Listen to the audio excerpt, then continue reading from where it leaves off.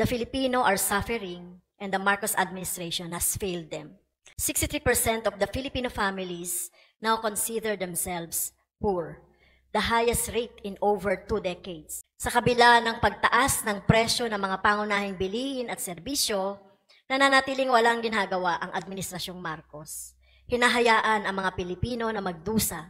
Dapat kumilos na ang gobyerno ngayon para maiwasan ang karagdagang pagdurusa ng ating mga mamamayan. Nananawagan ang kinatawang ito na agarang aksyon para kontrolin ang pagtaas ng presyo ng mga pangunahing bilihin at suriin ang mga patakarang pang-ekonomiya na hindi makakatulong sa ating mga kababayan. The Honorable Franz Castro of the Party List Act Teachers is recognized. Thank you, Mr. Speaker. Mr. Speaker, esteemed colleagues, I rise today on a matter of urgent national importance. The Filipino are suffering and the Marcos administration has failed them. The latest Social Weather Station survey, or the SWS survey, reveals that 63% of the Filipino families now consider themselves poor, the highest rate in over 2 decades. This is not just a statistic. It is a damning indictment of this administration's economic policies. Sa kabila ng pagtaas ng presyo ng mga pangunahing bilihin at serbisyo, nananatiling walang ginagawa ang Administrasyong Marcos. Hinahayaan ang mga Pilipino na magdusa. Sumisipa ang presyo ng kuryente, tubig, natataas mula sa 4 na piso hanggang 5 piso kada cubic meter sa buwang ito. At langis na tataas na naman uli ng halos piso kada litro. Tataas ang pamasahe sa LRT na aabot ng 12.50 or 12 pesos and 50 centavos sa maximum at may pagtaas na naman ang premium ng SSS. Pero sinasabi ng Malacanang na pabayaan muna ito. Anong klaseng gobyerno ang pumapayag na maghirap ang kanyang mamamayan? The situation is particularly dire in Mindanao, where self-rated poverty has reached a staggering 76%. So this region, a vital agricultural hub that feeds the nation, has been grossly neglected. Farmers and fisher folks are struggling to survive as the government prioritizes massive importation over local production. The rice tariffication law has devastated our rice industry, leaving farmers unable to compete with the cheap imported rice. Meanwhile, the National Food Authority's original mandate to establish the food prices has been gutted, leaving our people vulnerable to exploitation. Dapat na ibasura ang rice tariffication law at ibalik sa kagyat ang original function ng National Food Authority. Hindi na ubra ang 60 pesos maximum suggested retail price ng bigas, lalo pa itong nag-aanyaya ng pagsasamantala, Mr. Speaker. The Marcos administration's reliance on temporary aid and band-aid solution is not enough. We need long-term structural reforms to address the root causes of poverty. We call for a national industrialization plan that will create stable jobs, provide livable wages, and support our farmers. We must also hold accountable the oil companies that manipulate fuel prices, driving inflation, and pushing our people deeper into poverty.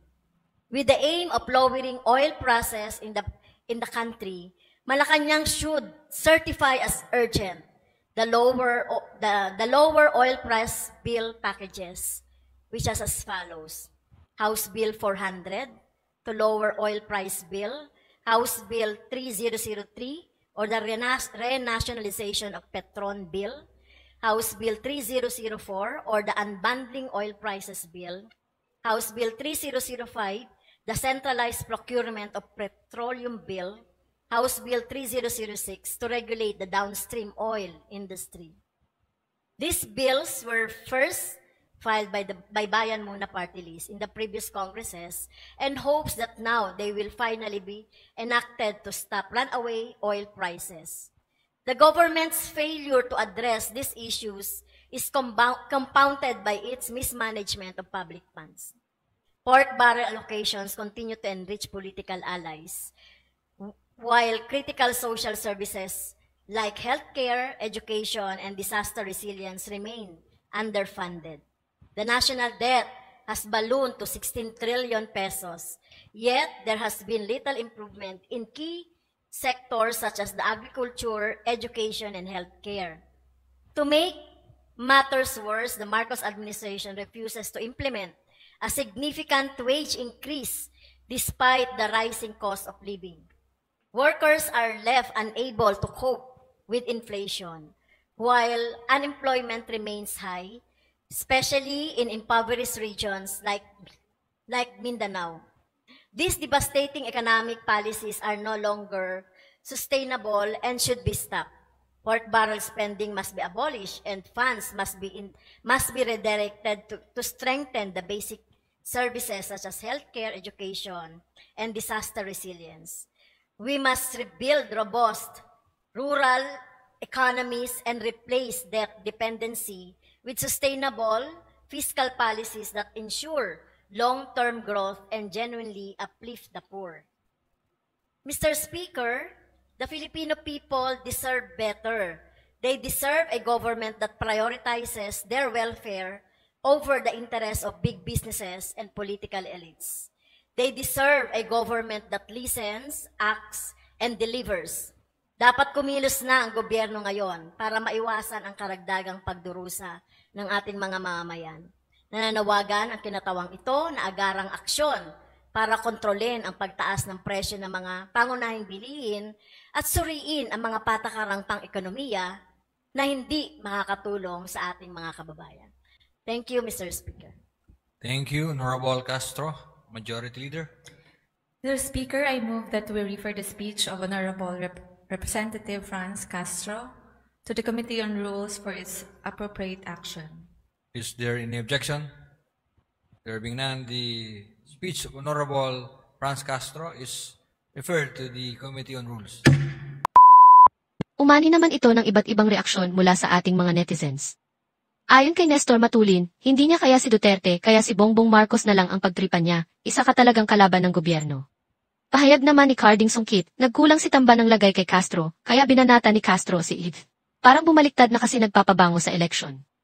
At ito naman ang saloobin mula sa ating kababayan na si Evelyn Ramirez, these politicians are greedy, they are not for the people, lahat sila. For themselves lang para nasa power sila. Maganda ang Pilipinas but ang mga namumuno sa bansa ay walang concern sa bayan. Mga kababayan, feel free to comment below para maglabas ng saloobin sa balitang ito.